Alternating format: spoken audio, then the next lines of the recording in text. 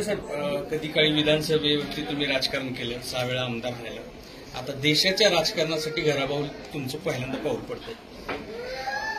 5-6 वेळेस माननीय बाळासाहेब ठाकरे साहेबांच्या आशीर्वादानं विधानसभेवर प्रतिनिधित्व करण्याचं मला संधी मिळाली आणि आज बाळासाहेब ठाकरे असतील, एकनाथ शिंदे साहेब असतील, आनंद दिघे असतील यांच्या आशीर्वादानं मला महायुतीची उमेदवारी मिळाली.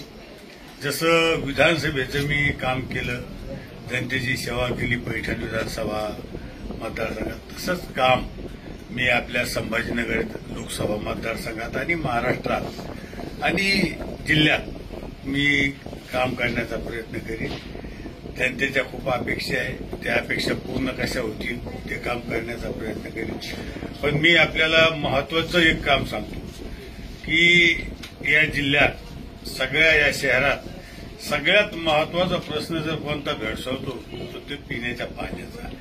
आणि जे आपल्या अगोदर 20 वर्ष खासदार होते त्यांनी पिण्याच्या पाण्याचा प्रश्न सोडला नाही, रस्त्याचा प्रश्न सोडला नाही, कुठलाच प्रश्न त्यांनी सोडला नाही.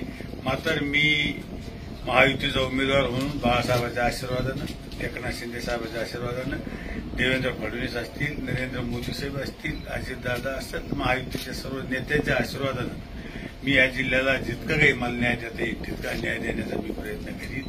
एवढंच मला सांगायचं. आणि टिप्पणी अजून आपल्याला वेळ भरपूर आहे. 15 दिवस, 17-18 दिवस आपल्याला वेळ आहे. त्याच्यात निश्चित आपण समाचार घेऊ. बाळासाहेब तुमच्या हृदयातच आहे. संसदेत पाऊल ठेवताना काही अशा आठवण येते असं म्हणजे शेवटी बाळासाहेबांच्या आशीर्वादानं स्वप्नातही नव्हतं की मी विधानसभेचा आमदार होईल आणि लोकसभेत मी खासदार होईल. पण बाळासाहेबांच्या आशीर्वादामुळं हे सगळं मला बघायला मिळालं. शेवटी बाळासाहेब आमच्या हृदयात आहे. बाळासाहेबामुळंच मी इथपर्यंत आलेलो आहे. आणि बाळासाहेबांचा एक सच्चा शिवसैनिक म्हणून संदीपान भुमरे म्हणून मला ते ओळखीत होते, नावानं बोलत होते. आणि एक सच्चा शिवसैनिक म्हणून त्यांनी मला कुठलीही राजकीय पार्श्वभूमी नसताना त्यांनी मला या विधानसभेचं प्रतिनिधित्व करायची मला संधी दिली. साहेब, आता पुढे आता जसं म्हटलं तुम्ही 15 दिवस उरलेले, यामध्ये ओरिजिनल आम्ही, ओरिजिनल तुम्ही, कोण गद्दार, हे ते सगळं चलत राहणार. याच्यासाठी काही तयारी आहे तुमची? गद्दार कोण आहे? गद्दार तर खरा खैरी पक्षात राहून त्यांना गद्दारी केलेली. शिवसैनिकाला पाडायचा प्रयत्न ह्या खैरेनं केलेला आहे. शिवसेनेत फूट पाडायचा, गट तट निर्माण करण्याचं काम या खैरेनं केलेलं आहे. त्या खैरेनं आम्ही एकत्र शिवसेना असताना त्यावेळेस खैरेनं गद्दाऱ्या केलेल्या आहे. कोणाला पाडायचं, कोणाला आणायचं, हे काम त्यांना अगोदरच गद्दाऱ्या केलेल्या आहे. गद्दारी आम्ही नाही केली.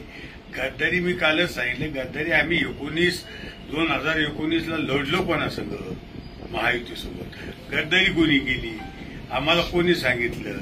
आणि गद्दार म्हणाला मला एक सांगायचं, 1-2 फुटल्यावर गद्दार होत असतो.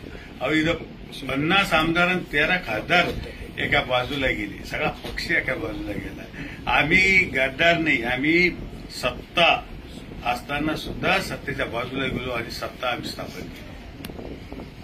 सत्तेसाठी आम्ही गद्दार नाही.